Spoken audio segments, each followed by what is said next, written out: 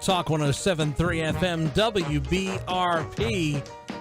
Tech Gumbo, continuing our conversation with Eric Romero, who is Interim Director of Information Services. That's what they used to call the computer department at City Parish. And if I sound fascinated, I myself used to have a City Parish job. I worked for one of the councilmen. And you talk about somebody, this councilman will go nameless, who didn't know a lot about technology but was curious about it. And we have come so far in such a short period of time and what the city can do, and now it's reaping benefits for the citizenry because you're able to see public data now. That's what this new initiative, which is called Open Data BR. The website address is data.brla.gov.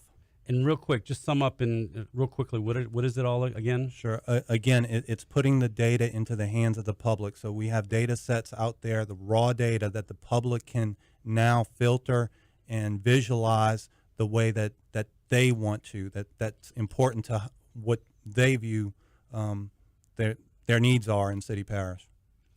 Land of the free and home of the data. Very, very good. What else is going on in the IS department now? Sure. So Mayor Holden has stressed to the department heads the need for more community engagement. And IS's contribution to that is that we're allowing them to do this with technology and digital platforms. So Open Data BR is one method of that. But we also know that social media plays such a strong role with so many people. We want to do a better job of communicating via social media. You know, we've had the City of Baton Rouge and Red Stick Ready social media accounts for some time now. Red Stick Ready is for emergency preparedness. They do a good job of posting information, but we want to do more two-way communication with the public. So not just pushing information out to the public, but getting feedback from the public through social media.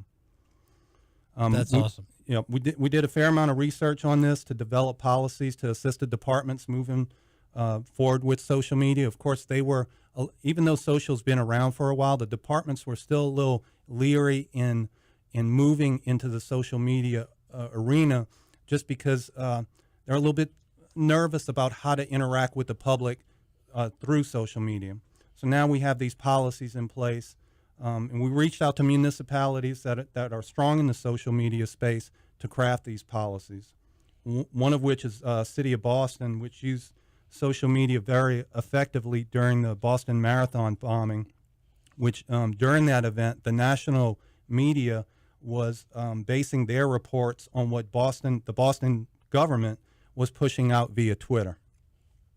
So the first department to make use of these new policies was the Baton Rouge Police Department, who started using Facebook on February 2nd, and their address is facebook.com Baton Rouge Police. So and you can a lot of community engagement. They're giving them a more personal side of Baton Rouge Police, but then also putting information out there as needed with alerts, some of the issues like that. Correct, alerts or hey, have you seen this guy? We're looking for him. And so it's just getting the message out there, and hopefully that we'll see the public engage in that and get more feedback from them. Is everything right now just Facebook, or are you doing Facebook and Twitter? Or So the City of Baton Rouge and Red Stick Ready are both Facebook and Twitter. Police is just Facebook right now. When they get comfortable with that, they will be moving over to Twitter. And we're actually looking at some of the other newer social media mediums. You guys take advantage of an optic network, fiber optic network around town. Why don't you tell us a little bit about that? Sure. So years ago, through a franchise agreement, we ended up with several strands of dark fiber. So the city has explain dark fiber to people. So this is fiber optics that's run around the city, but is not active. So we're not paying a service provider a monthly fee to access this fiber. It's our fiber.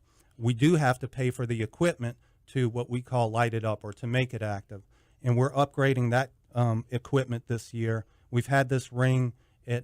Initially, it connected our EOC facility out on Harding Boulevard back to City Hall in a redundant ring. Back in the day, it was 1 gig. We're upgrading the capacity on that ring now to have 10 gig speeds, and we're also pulling in the new Baton Rouge Police Headquarters into this redundant ring.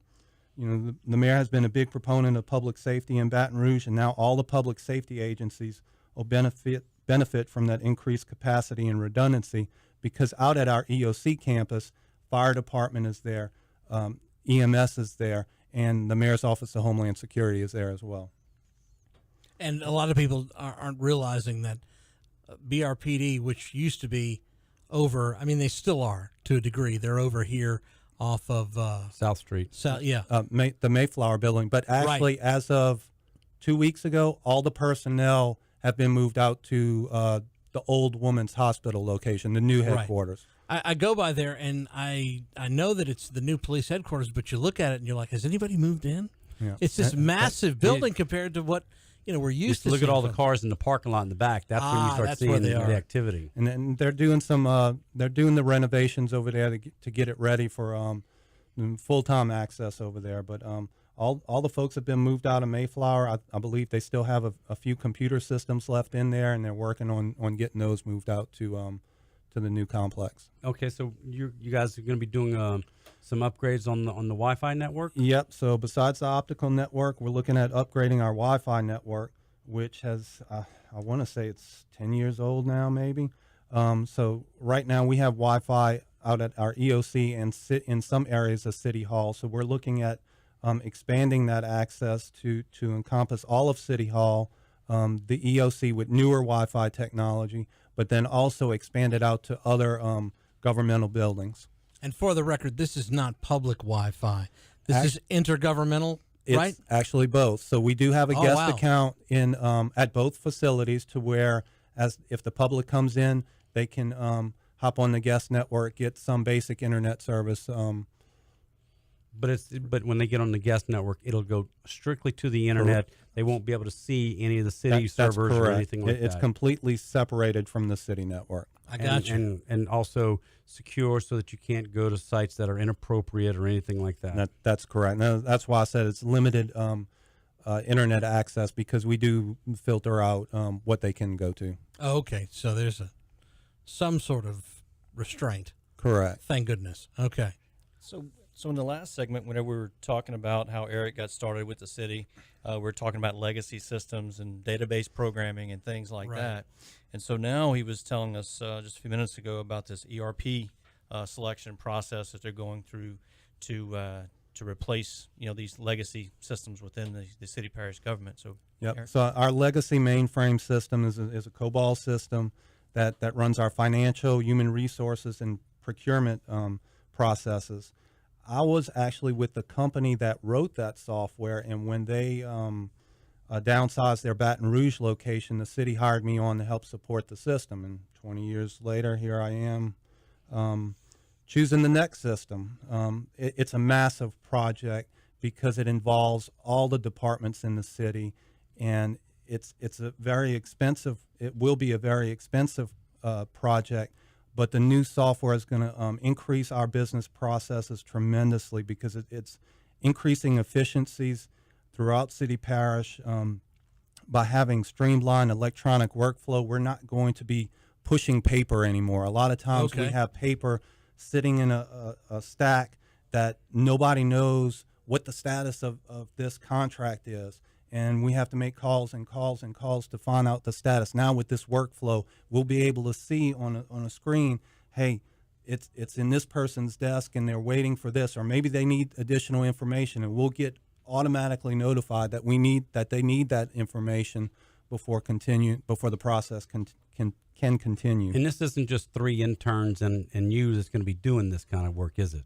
No. It's actually, so with this project, as I said, all the departments are involved. Finance, purchasing, and HR are helping select the software, but certainly the whichever vendor we end up selecting, they'll be doing the bulk of the work there.